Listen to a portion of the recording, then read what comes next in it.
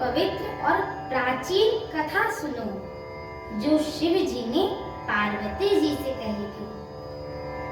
संसार में प्रसिद्ध एक कैकई देश है। वहाँ सत्यकेतु नाम का राजा रहता है एवं राज्य करता है।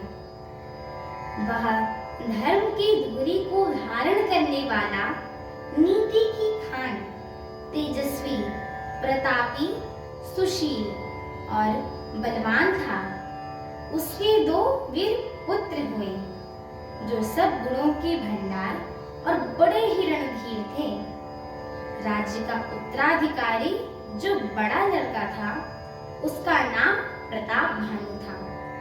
दूसरे पुत्र का नाम अरिमर्दन था जिसकी भुजाओं में अपार बल था और जो युद्ध में पर्वत के समान अटल रहता था।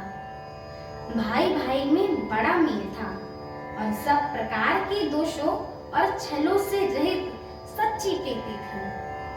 राजा ने जेठे पुत्र को राज्य दे दिया और आप भगवान के भजन के लिए वन को चल दिया।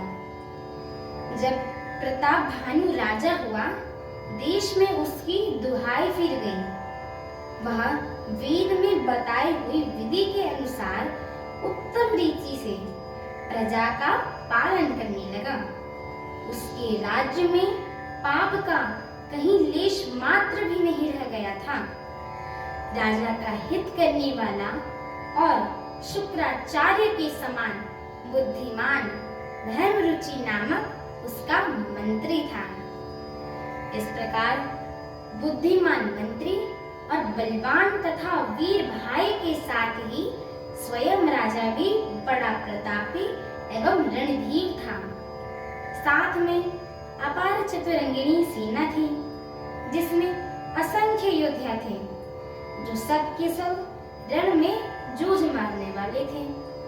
अपनी सेना को देखकर राजा बहुत ही प्रसन्न हुआ और घमाघम नगाड़े बजने लगे। दिग्विजय लिए सेना सजाकर वह राजा शुभ दिन मुहूर्त साध कर और डंका बजाकर चला। जहां तहां बहुत सी लड़ाइयां हुई। उसने सब राजाओं को बलपूर्वक जीत लिया। अपनी भुजाओं के बल से उसने 7 द्वीपों, भूमि खंडों को वश में कर लिया और राजाओं से दंड कर लेकर उन्हें छोड़ दिया। संपूर्ण पृथ्वी मंडल का उस समय प्रताप भानु ही एकमात्र चक्रवर्ती राजा था। संसार भर को अपनी भुजाओं के बल में वश करने राजा अपनी नगर में प्रवेश किया। राजा अर्थ, धर्म और काम आदि के सुखों का समयानुसार सेवन करता था। हमारी आगे की श्री राम कथा को सुनने के लिए हमारे चैनल को लाइक, शेयर, सब्सक्राइब एवं कमेंट अवश्य करें। बोलिए सियावर रामचंद्र की जय हो। माता जानकी की जय हो। पवन सुत हनुमान की जय हो। जय श्री